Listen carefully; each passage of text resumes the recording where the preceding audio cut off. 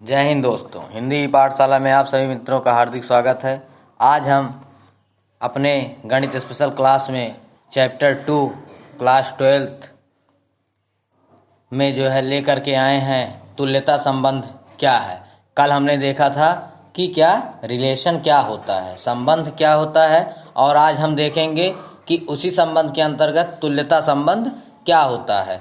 तो मित्रों, आज हम हमारे सर संतोष जी के ऑडियो के द्वारा आप सब को तुल्यता संबंध के बारे में अच्छे तरीके से सरल सूत्र के माध्यम से बताने का प्रयास करेंगे।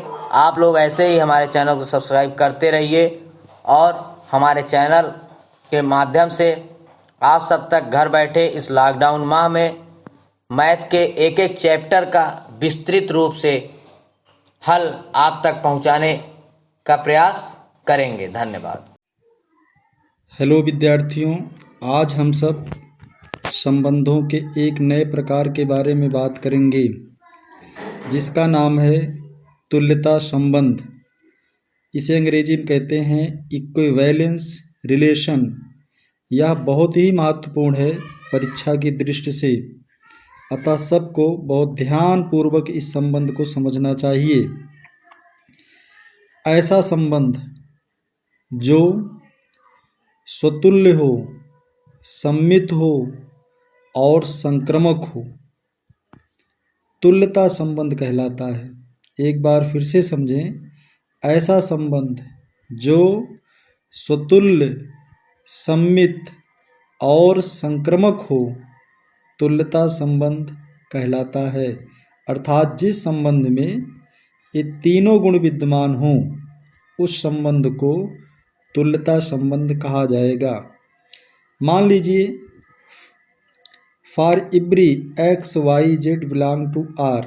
मान लीजिए किसी वास्तविक संख्याओं के समुच्चय आर में से 3 सदस्य एक्स वाई और जेड इस प्रकार लिए जाते हैं कि प्रत्येक X Y Z belong to R के लिए order pair X comma X belong to R मिले। इसी तरह Y comma Y belong to R भी मिलना चाहिए, Z comma Z belong to R भी मिलना चाहिए, और ऐसे आर के जितने भी सदस्य हों सब के लिए यह शर्त लागू होनी चाहिए। तो कहा जाएगा संबंध स्वतुल्य है। इसी प्रकार किन्हीं दो एलिमेंट के लिए, जैसे हमने यहाँ x और y लिया है, अगर x और y संबंध R के सदस्य हैं तो निश्चित रूप से y कामा x भी संबंध R के सदस्य होने चाहिए। अगर ऐसा होता है तो कहा जाता है कि संबंध सम्मित है। तीसरी शर्त यह है कि कोई दो ऑर्डर पेयर एक्स वाई और वाई जेड दोनों आर के सदस्य हों, X comma Y belong to R and Y comma Z belong to R दिया होने पर X Z belong to R मिलना चाहिए। अगर यह भी मिलता है तो कहते हैं संबंध संक्रामक है। इस तरह से किसी संबंध के तुल्यता संबंध होने के लिए एक पहली शर्त स्वतुल्य वाली लागू होनी चाहिए, दूसरी शर्त सम्मित की लागू होनी चाहिए और तीसरी शर्त संक्रामक की लागू होनी चाहिए। जब ये तीनों शर्त विद्यमान होंगी तो दिए गए संबंध को तुल्यता संबंध कहा जाएगा, अन्यथा संबंध तुल्यता संबंध नहीं कहलाएगा। एक उदाहरण देखिए।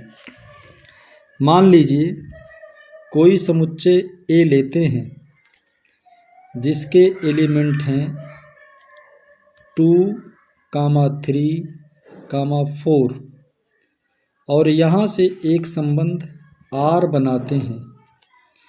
संबंध R इस प्रकार लिखा गया है कि इसका पहला ऑर्डर 2, 2 है, दूसरा ऑर्डर पेयर 3, 3 है, तीसरा ऑर्डर पेयर 4, 4 है।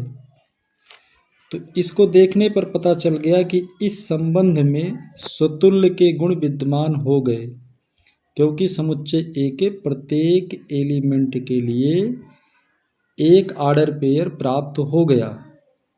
अब आगे चेक करना है, आगे हमें देखना है कि क्या यह संबंध तुल्यता होगा। तो यह तुल्यता तभी होगा जब यह सममित भी हो, लेकिन सममित की शर्त इसमें नहीं है। जैसे ऑर्डर पेयर 2, सममित की शर्त तो इसमें मिल जाएगी, 2, 2 बिलोंग टू R दिया है तो अगला 2, 2 भी R का सदस्य होगा, लेकिन इसमें संक्रमक की शर्त नहीं मिल रही है। 2, 2 बिलोंग टू R तो 2, 3 नहीं है और आगे भी मेंबर नहीं है। तो इस तरह यह संबंध केवल और केवल कहलाएगा स्वतुल्य। इसी को हम आइडेंटिटी रिलेशन भी कह सकते हैं, लेकिन संक्रमक नहीं कह सकते। संक्रमक कहने के लिए इसमें वो पीछे बताई गई तीनों शर्तें विद्यमान होनी चाहिए। धन्यवाद। आगे के वीडियो में हम तुल्यता संबंध पर आधारित कुछ महत्वपूर्ण प्रश्नों का अभ्यास कराएंगे। धन्यवाद।